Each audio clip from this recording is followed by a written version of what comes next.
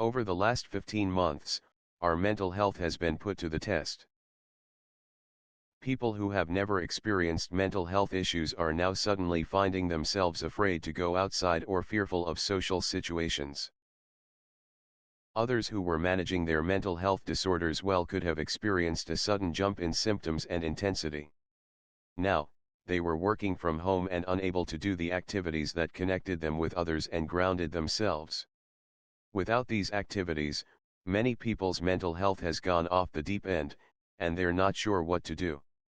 What do you do when you feel like you don't want to get out of bed? When it takes every ounce of strength to just do the laundry that's been piling up for a week? What do you do when you used to be able to grab dinner with friends with no problem, and now you find yourself having a panic attack before walking out the door? There are many issues that came to the forefront from the pandemic, including depression, OCD, grief, and PTSD. However, in this article, we're going to cover perhaps the most widespread mental health issue affecting the world: anxiety. What is anxiety? Anxiety has different levels and different focuses. For example, if someone has generalized anxiety, they may feel overly worried about seemingly non-threatening issues. This could include anything from choosing what to wear to calling their dentist to make an appointment.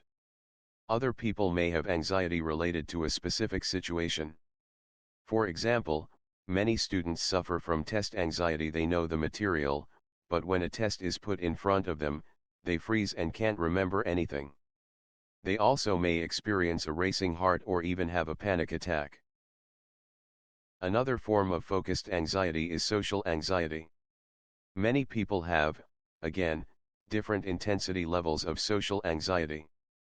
Some people love chatting with others but have huge anxiety around presenting to groups or public speaking. Other people can happily converse one-on-one but have a hard time feeling comfortable in groups.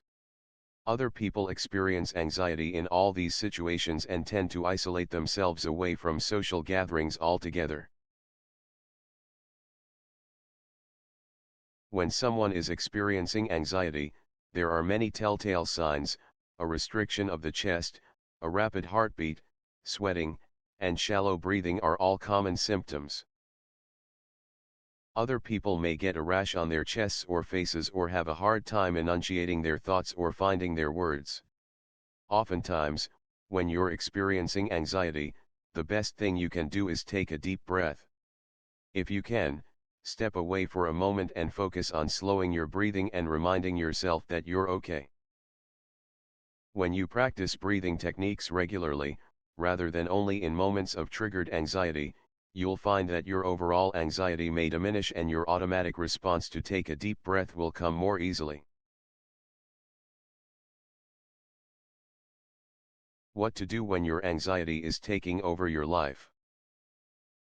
As we mentioned, many people are suffering from anxiety right now. The above situations are relatively moderate examples.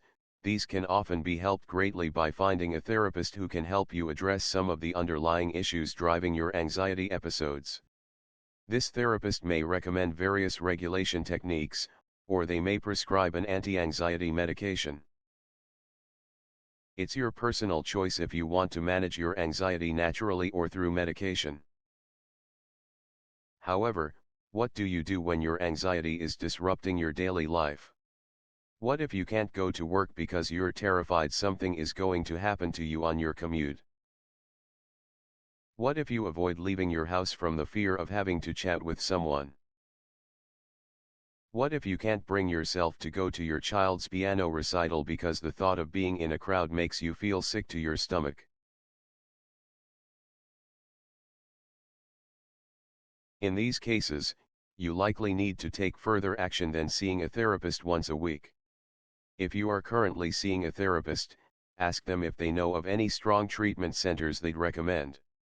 If you're not seeing a therapist, start the research process on your own. Think about what you want out of your treatment experience. Are you wanting to stay in your town? Or would travel to another state be good for you? Also think about what you want to learn during your stay. Are you more into natural healing and holistic medicine?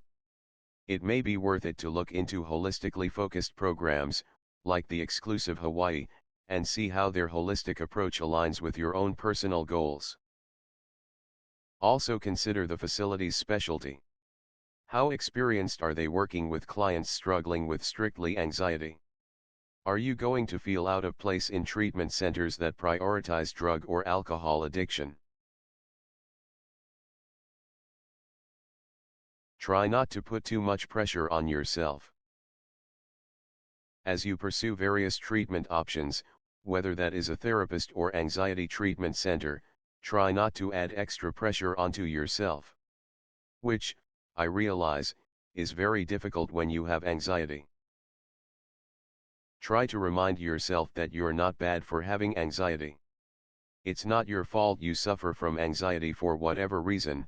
You've learned to protect yourself by being anxious or worried about certain aspects of the world. When you don't know the best way to change these behaviors, it's incredibly difficult to stop this anxiety on your own. Treating your anxiety is a growing process. You'll learn a lot about who you are, what you think the way you do, and how you can create a new way of thinking and behaviors. Most importantly, you're making your health a priority, and that's the best thing you could be doing at this point in your life. No matter how bad your anxiety has gotten, the longer you put off treatment, the worse it will likely become. While this can be a challenging process, the reward at the end of the tunnel is a happier, more connected way of life.